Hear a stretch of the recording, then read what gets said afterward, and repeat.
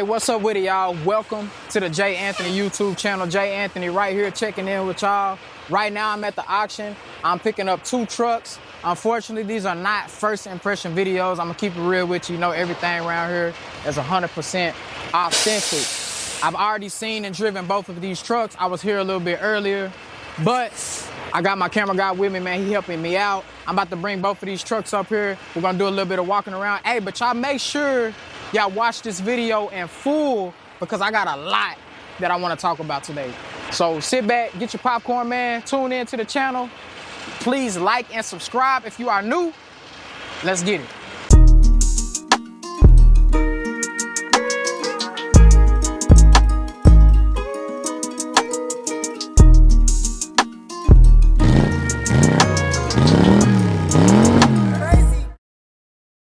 All right, y'all, so we got to walk over here and check out these trucks real quick.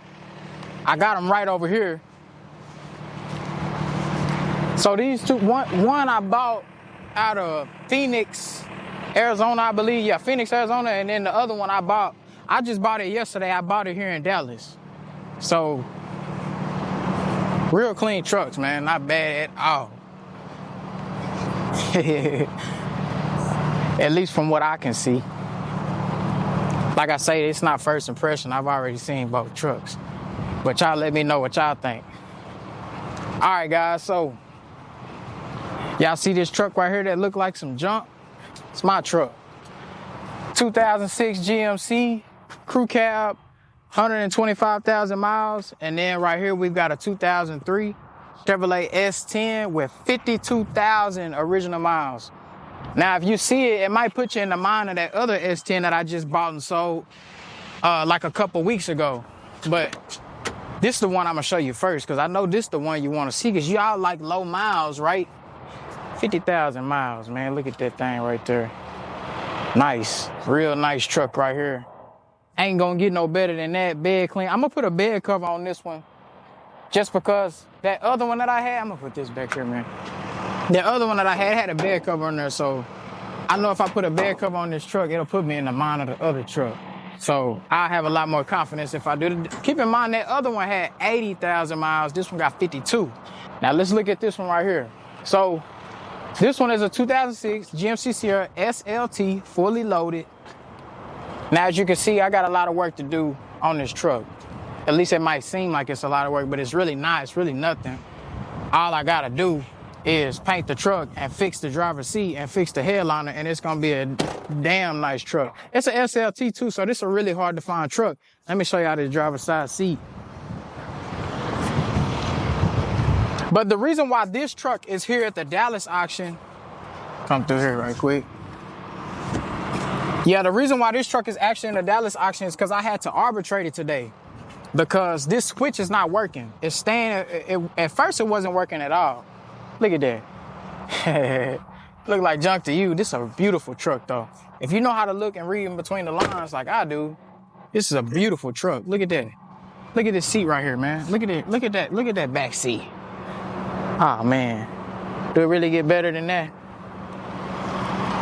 Yeah, so, like I say, I had to arbitrate this truck because this button right here wasn't working at all.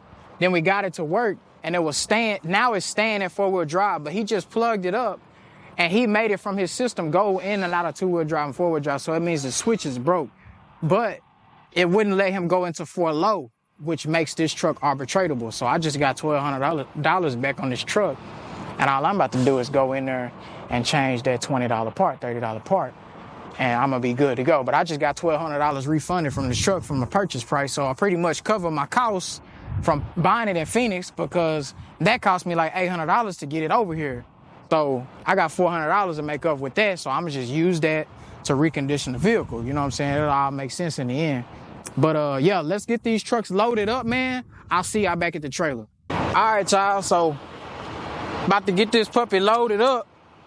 Gotta make sure everything lined up. Y'all know how that go. But it look good, man. Everything look all right. This thing loaded, man.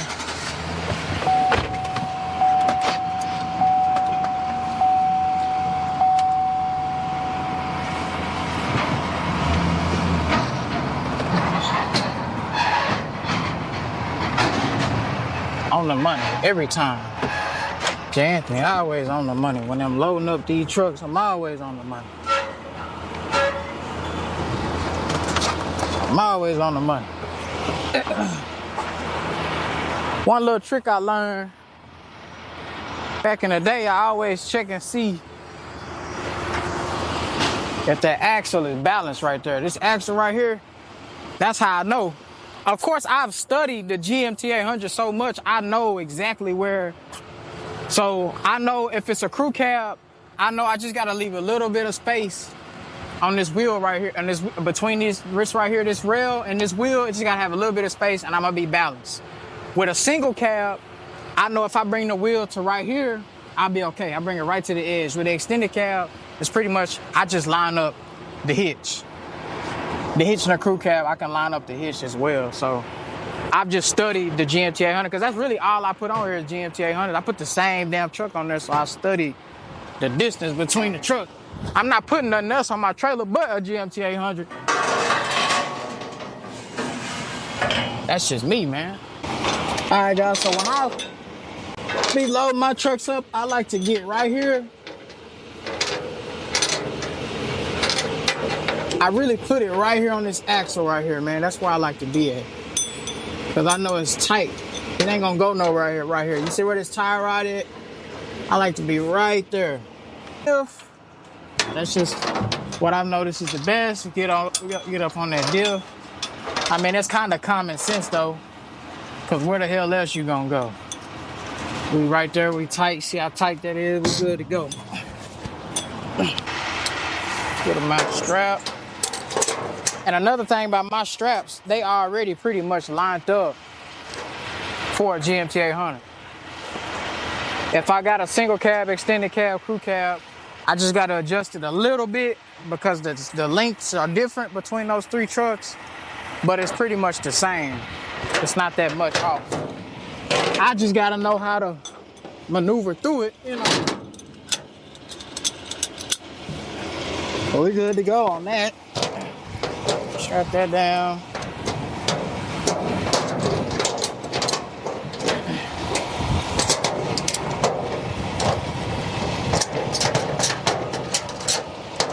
I ain't gonna tighten it all the way.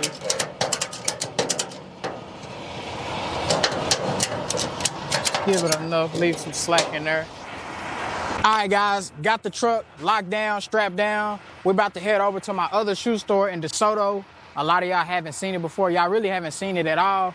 So I'm not gonna necessarily give y'all a tour, but y'all let's get to see a glimpse of it. So we'll see y'all in DeSoto, man. Stay tuned. All right, y'all, welcome to the U. This my other baby right here. This my second shoe store right here, out here in DeSoto, Texas. Player Soles U. I'm gonna give y'all a little bit of a tour to it. Nothing major though.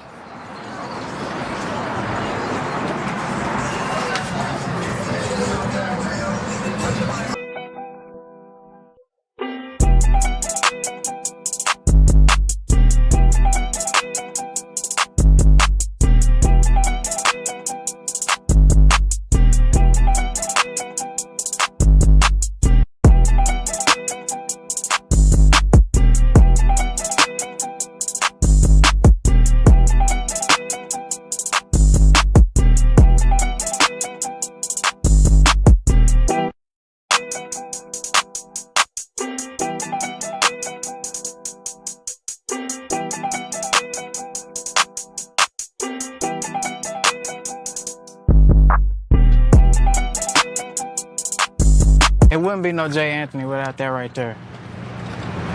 Jumpman, it wouldn't be no J. Anthony without the shoe game. All these pairs right here, we taking back to our other store. All these right here, nothing major. A lot of y'all don't even know nothing about no shoes, but cool grade 11s, all retros, man. All right, guys, so that's like the other part of my life. That's an entirely different business that I have to tend to aside from J. Anthony's Auto Sales. So that's the DeSoto location. That store we started March 18th of 2023. Then we have the Euless location. That's where I'm headed now. I'm headed to, which is right next door to my dealership. For those of you that don't know or aren't familiar with that, my shoe store and my dealership are right next to each other. In Euless. DeSoto, completely different scenery, completely different store. So I just picked those pairs up, taking them back over here to Euless. Got this truck, got the S10. My cousin is driving the S10. Man, he got this thing rocking. The S10 is rocking, dude. But yeah, man, day in the life with Jay Anthony. This is a day in the life for me. This is one day. This is all one day, man. And really, this is only half a day, because right now I've got a customer here, not here, but at my shop in Euless, ready to look at a truck I just posted last night. He's already looking at it. I can see him on my cameras. He's looking at it. He's checking it out. So it's a lot going on today. But it's always a lot going on. Whether I'm making money or spending money or got stuff to do, it's always something to do. It's always something to do. When you own multiple businesses, that's just how it is. You pretty much stay busy. A lot of rocking, man. I hope that camera not shaking too much, guys. But yeah, man, on the other hand, there will be no Jay Anthony without Air Jordan. Little Air Jordan, man. I grew up a sneakerhead, dude. I grew up a sneakerhead, man. I grew up with this type of stuff, man. This is what made Jay Anthony.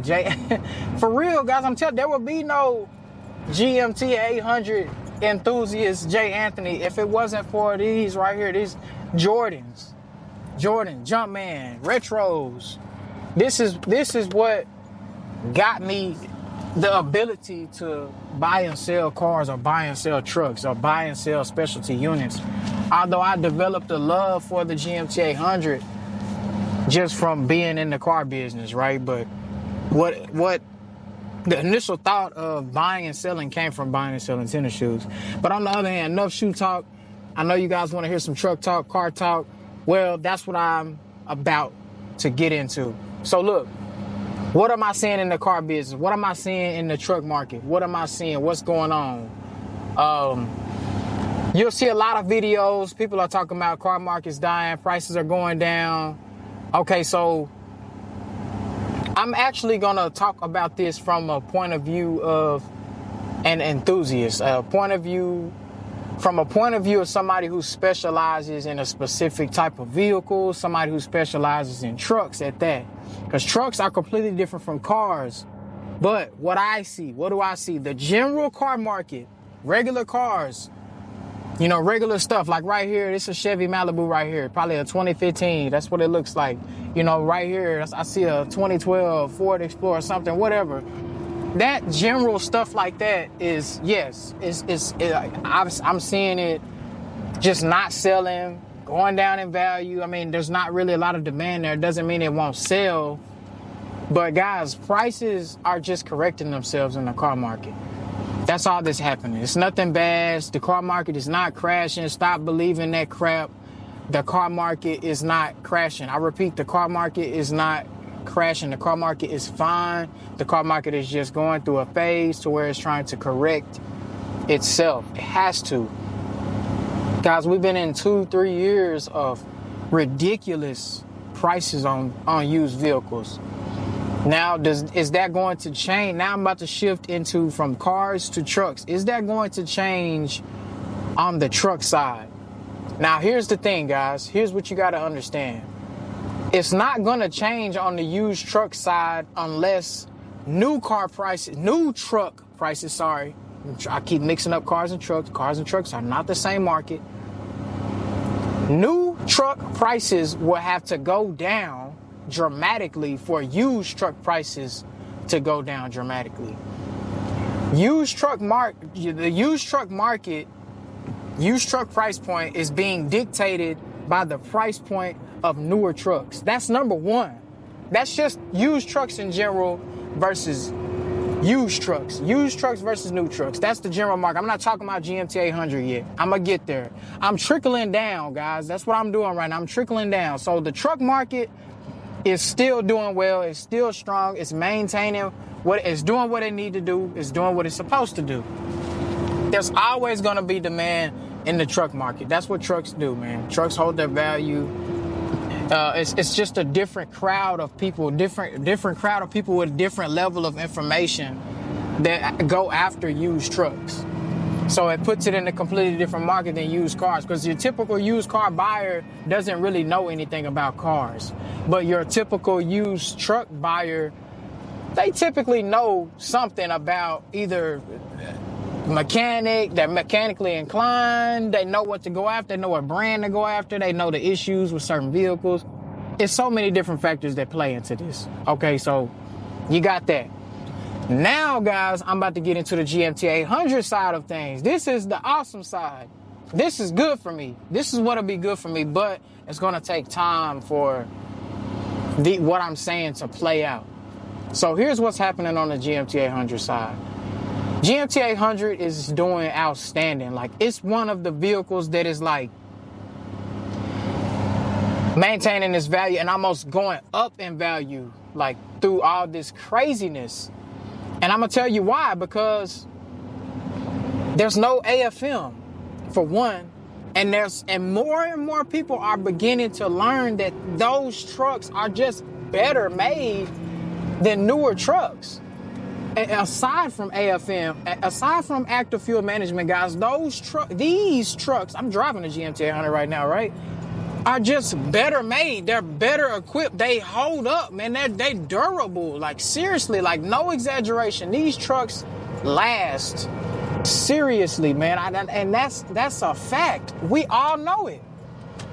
I get more and more people messaging me about these trucks, and they initiate like that. Like, I'm looking for a truck without active fuel management. Man, you can't find a truck like that anymore. Man, I wish they still made trucks like that. That's how more and more of that type of information is starting to develop in between people's brain. But here's the problem. And this is the problem right now with the GMT. And it's not really a problem. It's just something that's to be noted, because there's still people out there who lack information. Because of what's happening in the car market, a lot of people are trying to put everything together. They're trying to put the used car market is going down. They're trying to put the trucks in there with that market. And they're also trying to put the GMT 800 in there with the market. You know what I'm saying? That the entire market is crashing, when really it's not the entire market that's doing bad, guys. The entire market is not going down in value. It's just certain sectors of the market, which are general cars, compact cars, luxury cars, somewhat are going down too. But like GMT 800 is not going down, period. The moral of the story.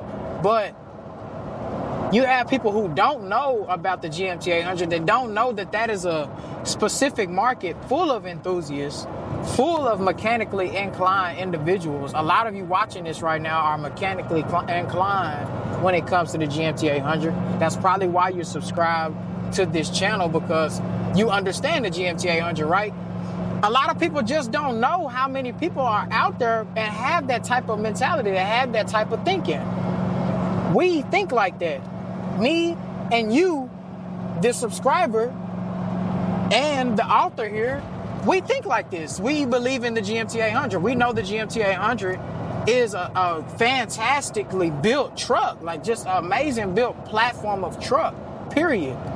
So you got a lot of people trying to put all of that together, man, like the car market doing bad. Now that truck, that's an old truck. What prices are going down? Why are you asking that type of money for the truck? Well, go look, go compare to other trucks. Go take my ad, take my for sale ad, guy.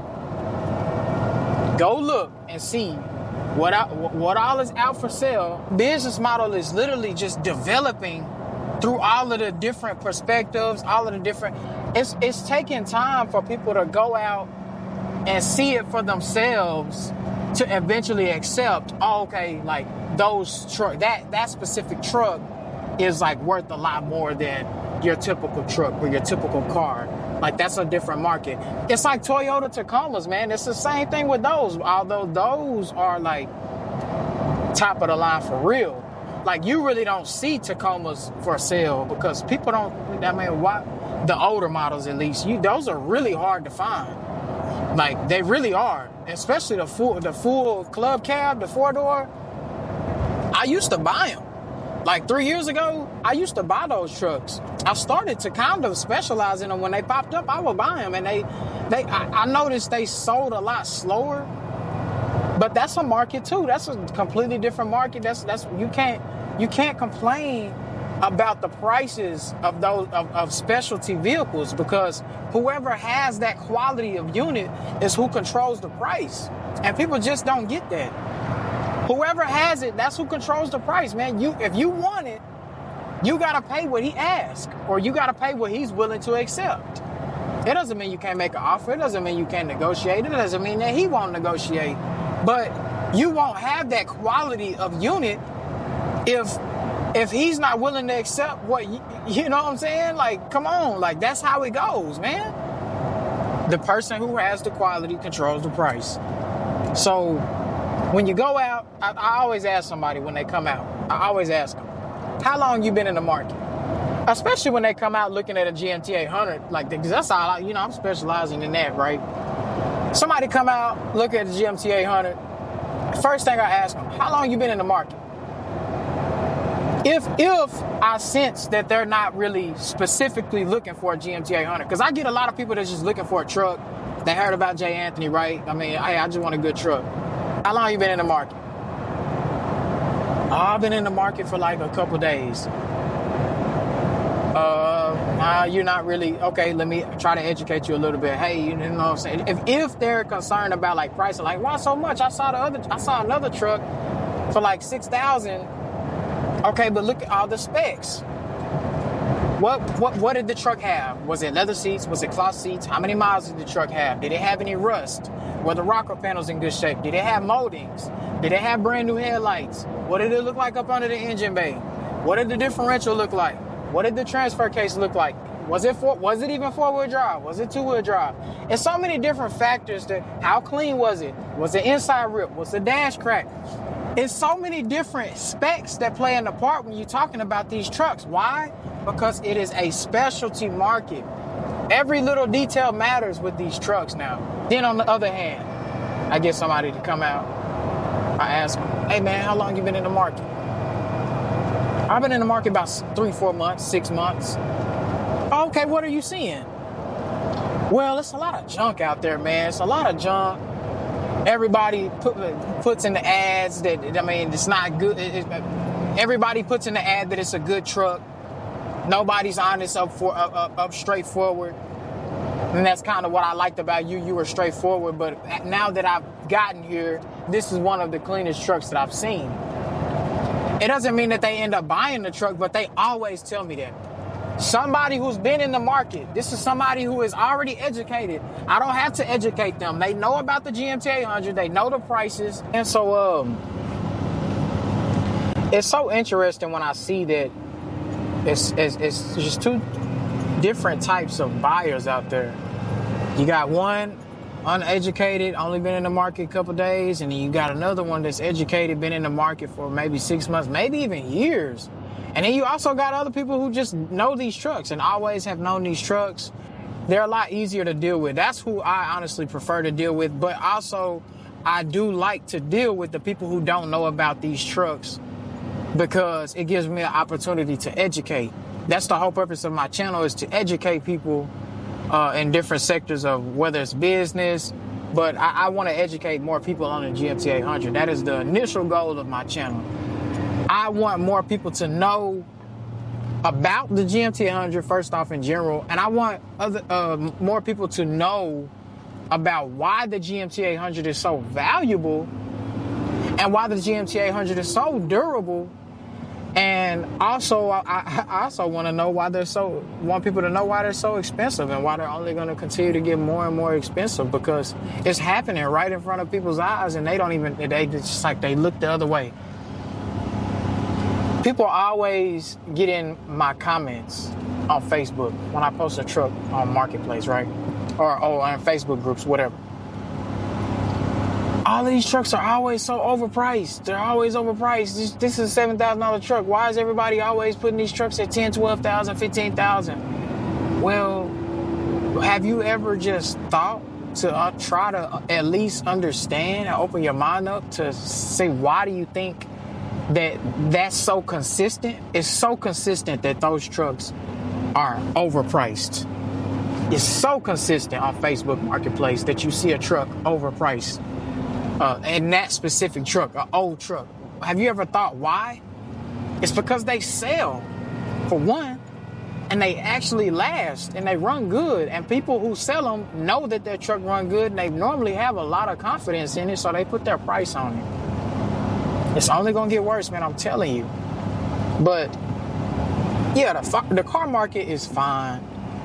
No reason to panic. I hate that people are making so many YouTube videos based around this, trying to make people panic, but there's nothing to panic about. All right, y'all, so we have made it back to Euless. I got the 2006 right here on the trailer. I'll unload it probably tomorrow. And then we got the 2003 Chevrolet S10. I'm gonna get busy on that one. Man, I appreciate all the support you guys have shown to the channel. I hope this video was at least halfway interesting for you, man, but I'm drained, man. I'm ready to go get me something to eat. I appreciate you guys for tuning into the channel. Jay Anthony, out.